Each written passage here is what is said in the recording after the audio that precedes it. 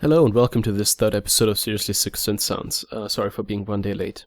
Today's tutorial is gonna be on an advanced Whomp or Yaya bass, and the material here is also courtesy of Alex from Protostar, a good friend of mine. Seriously, check these guys out, they're quite good, and I'll put SoundCloud and YouTube links in annotations over here and in the description below. Okay, let's get started. So here in the sequence I have some material from them. It's basically just some automation for a blank combinator, which I have here. It's just a note and a couple of automated rotaries and the pitch bend. And this should sound like... Actually, I'll activate the pitch bend automation and move everything into its place. So, like this. Okay. First, I'll create a line mixer 6x2, so we can do some volume automation and also add more instruments. And then I'll create a new thaw, initialize that, and let's get into programming.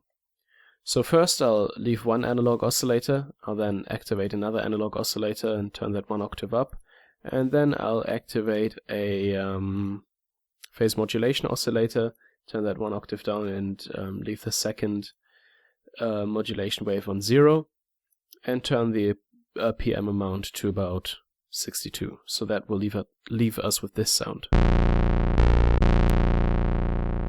Really thick.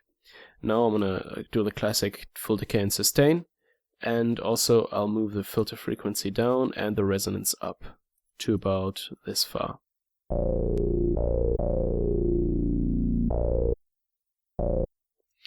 Okay, now we'll do some routing in this programmer, some synth programming. So first off, I'll go to the line mixer and set rotary 4 to master level, and that means we can automate the master level. So I'll just call this master level.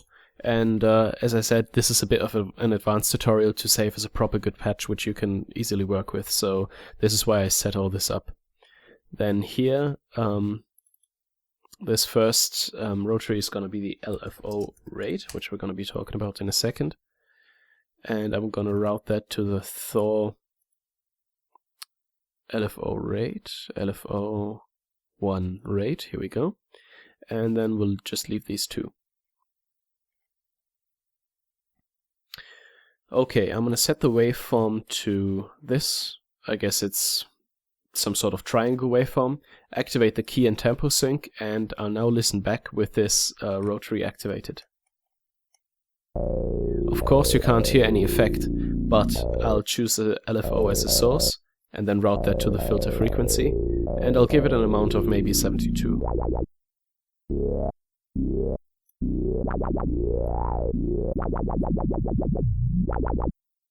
And now you can immediately hear the effects of these rotaries kicking in.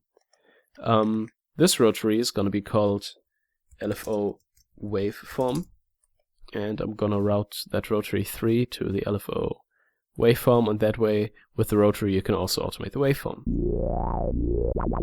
In this case though, I don't have any master volume or waveform automation, so I'll delete these lanes. But yeah, you can use these to just swap through. Let me just show you how this will look. See, if you take a look at the waveform while I turn this knob, I can just very easily cycle through, but I'll leave it here for now. Okay, let's get to the effects then. First off, I'll create a Scream 4, and we'll initialize that. And then I'll activate the body section, give that some bass, cut some of the mids and give it some high frequencies. And then I'll also switch to digital, turn the damage control to maybe 20 or something, really subtle, and turn the P1 knob all the way up. And now let's work with the P2 knob until we find the place.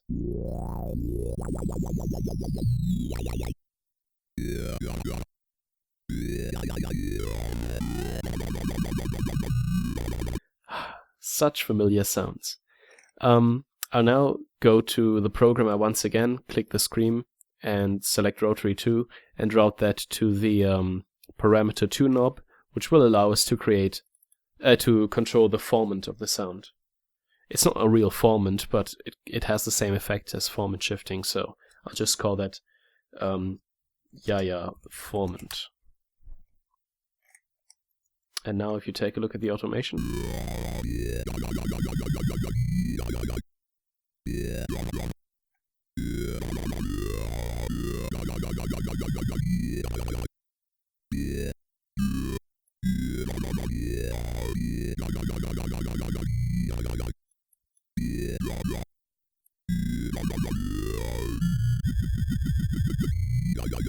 So you can see if you work with the filter, you can also shape the sound a little bit.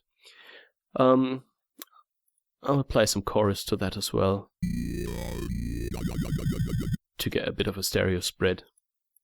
Okay, now I'll add an equalizer, and I will cut some of the lows and boost something around 2.5 kilohertz, and then give that some high shelf as well, and maybe down here just a tiny bit, just to kind of shape the sound, make it more clean.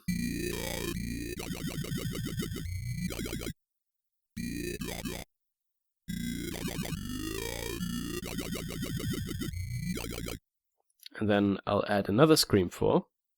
And this is really interesting because it gives it a nice little grittiness.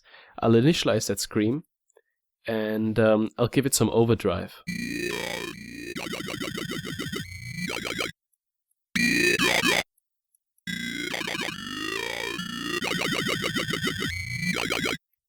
And then I'll add some reverb. And I'm just gonna stick with the warm plate here, add some pre-delay, and turn the decay down, and give it some really subtle reverb around here, maybe.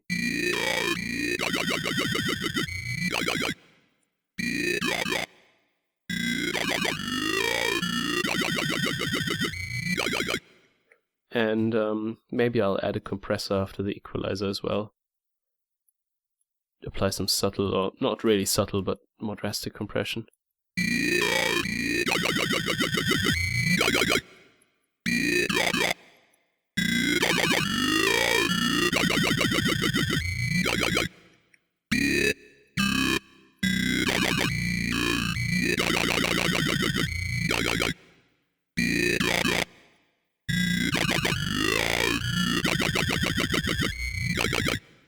And that is the patch pretty much.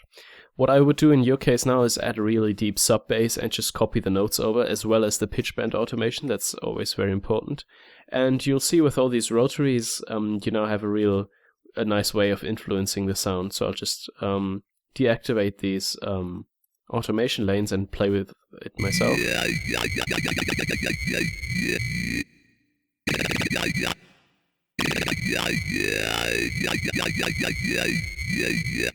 Also, the shifting here is very nice.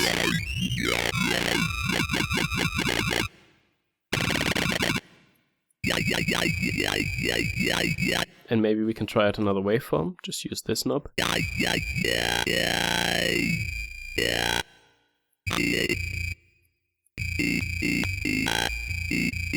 So yeah, you can get some really nice glitchy advanced effects with this patch.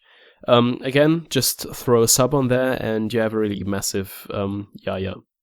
Alright, thanks for watching, and that was the third episode of Seriously Sick Synth Sounds.